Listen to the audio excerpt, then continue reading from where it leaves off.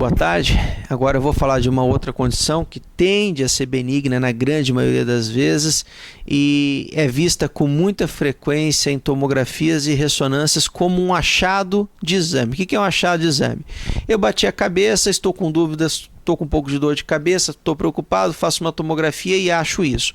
Ou então tem uma enxaqueca, faz uma tomografia e acha isso.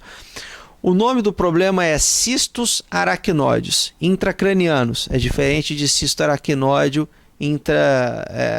vertebral, né? Vertebral não, intracanal, ou seja, que estão entre a medula e a membrana aracnoide. Esses cistos aracnoides, na maioria das vezes, eles ocorrem com o desenvolvimento da criança até a fase adulta. Na verdade, eles não são aracnoides, eles são intraaracnoides. É como se a membrana aracnoide, que é aquela que está entre a dura mater e entre a pia mater, ela se dilate e forme um cisto. Bom, a maioria desses cistos são totalmente assintomáticos e não geram nada. A maioria deles está na região temporal. A grande maioria está do lado esquerdo. E a grande maioria acontece em homens. Então, na maioria das vezes, é homem na região temporal e do lado esquerdo. Você tem tipo 1, tipo 2, tipo 3, é uma classificação que fala a favor do tamanho do cisto. E, na grande maioria das vezes, você tranquiliza a família dizendo, olha, isso não é nada. Você pode ter em várias regiões, você pode ter na região occipital, você pode ter em algumas cisternas, que é onde existe um acúmulo de líquido maior. Você pode ter na região acima da célula túrcica, que é onde está a glândula hipófise. Bom, quando esse problema torna-se sintomático? Bom, quando ele se torna sintomático, normalmente é quando a pessoa apresenta um trauma de crânio e existe uma hemorragia subdural, ou seja, uma hemorragia que está abaixo da dura mater, ou uma hemorragia intracisto. Na grande maioria das vezes, o cisto facilita realmente a hemorragia. Por quê? Porque ele tende a romper com mais facilidade as veias que se comunicam do cérebro, que está abaixo, com os seios, ou seja, com a região que drena o sangue venoso, né? Ou seja, essas veias ficam mais esticadas e esse cisto ele tem uma facilidade de romper. Às vezes não é muito fácil de entender isso, mas você pode ter um hematoma subdural vinculado a um trauma menor associado a um cisto aracnoide.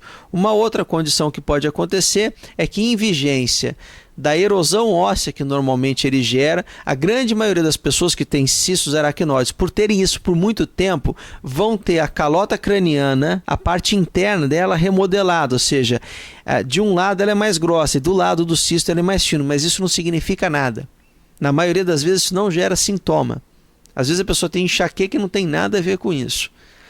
Mas em alguns casos a pessoa pode ter em vigência dessa erosão óssea um quadro de dor localizado. Então nesses casos o cisto também é sintomático.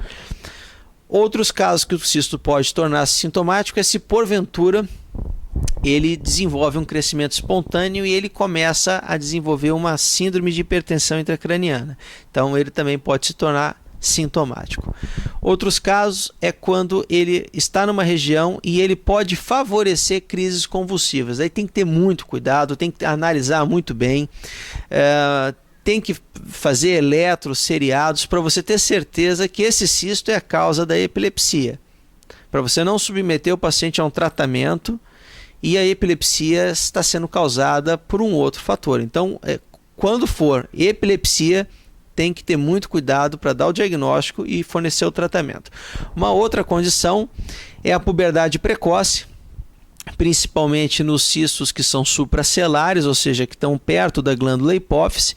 Então a criança pode começar a desenvolver uma puberdade precoce. E uma outra condição que é bem rara, que também está associada a essa região supracelar, que é a síndrome da cabeça de boneca, que a pessoa fica balançando a cabeça, né, em virtude desse cisto. Bom, isso é extremamente raro.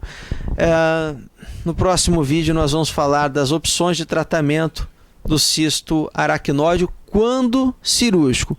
Então fica a dica, na verdade fica a mensagem, na grande maioria das vezes é benigno. Você faz alguns exames de acompanhamento, de preferência ressonância, que não tem tanta radiação, para você certificar que ele não está crescendo, mas eles são achados de exame na grande maioria dos casos, ou seja, é extremamente raro você ter que operar um cisto aracnoide. Bom, foi um prazer em falar com os senhores, tenham uma boa tarde.